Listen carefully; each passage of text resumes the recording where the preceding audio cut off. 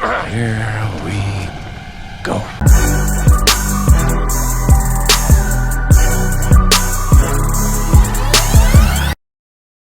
So Disney CEO Bob Iger made a statement recently.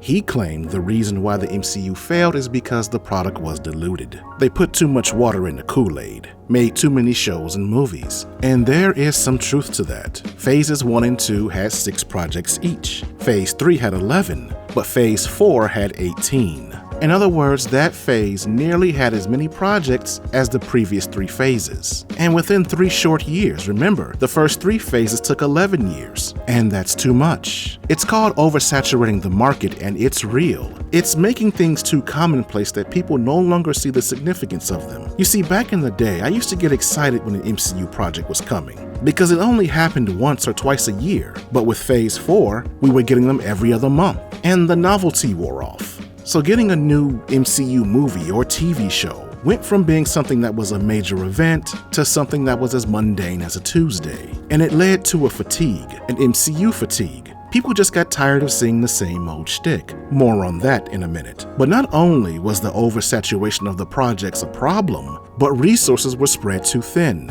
and production got sloppy.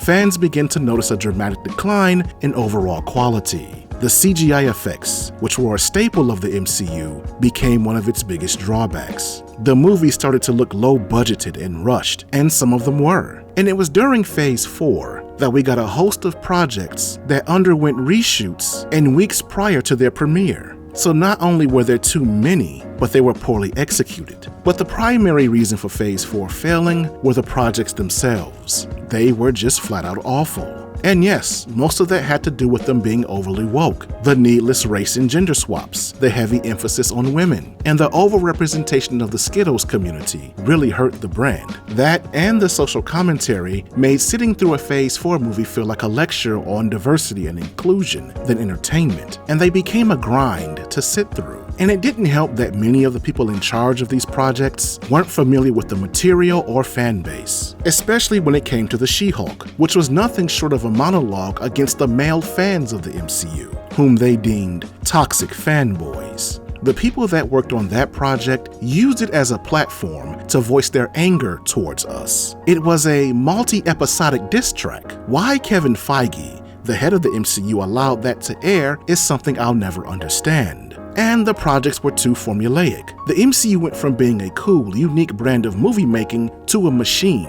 This is the MCU fatigue I mentioned earlier. Everything began to feel focus group tested and corporate approved for a mass audience. They went from being passion projects to soulless productions. And the last reason why I believe the MCU failed is there was too great an emphasis on characters that nobody cared about. You see, the conclusion of Phase 3 marked the end of Captain America and Iron Man, and with the passing of Chadwick Boseman, the demise of Black Panther. And when it came to the Hulk, Thor, Black Widow, and Hawkeye, the OGs that remained, they were used to usher in their replacements. And we were left with Shuri, Shang-Chi, Eternals, Moon Knight, She-Hulk, and Ms. Marvel. So, spreading resources thin, rushing things into production, and putting too much out there definitely hurt the MCU. But ultimately, it was the projects themselves. They weren't good enough. Even if the production were cut in half and the projects were more spread out, it still would have failed. Because dog shit is dog shit, regardless of how often it's served. And after watching Ant-Man and the Wasp: Quantumania, as well as Secret Invasion, the people over at the MCU have yet to learn that lesson. They're still churning out the garbage. And that's all I have to say about it. What do you have to say about it? Are you a fan of the MCU? Do you believe it can make a rebound? Leave a comment in the comment section and let's have a conversation. And one more thing before I close. I greatly appreciate the likes, comments, and subs, but if you enjoy my videos and my channel, please spread the word. Share the links of my videos on your social media pages. Any bit of publicity will help towards keeping the channel going. And when you do, please be sure to tag me. I'm on Twitter, Facebook, and Instagram. And with that said, I'm going to close here. Thank you for watching the video.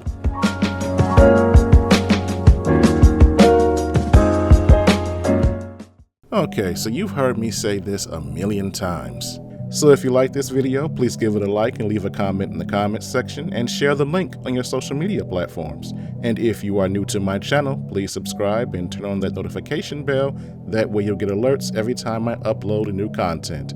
This is the Layman's Journal. Thanks for stopping by. I'm out. Hell! Shut up! Shut up! Shut up! And while I do appreciate you sharing, subbing, and leaving comments, I'm going to ask that you take another step further in keeping the channel going. I set up a membership plan for those of you who would like to offer further support in the development of this channel. It's not anything expensive or special. I'm just asking for 99 cents a month, which is enough for me to continue doing the work that I do here. Help me! Help me! Help me! In the future, there will be additional tiers with added benefits, but for right now, I just need your support so that I can cover basic costs. So please, sign up so I can continue bringing you awesome content. This is the Layman's Journal. I'm out.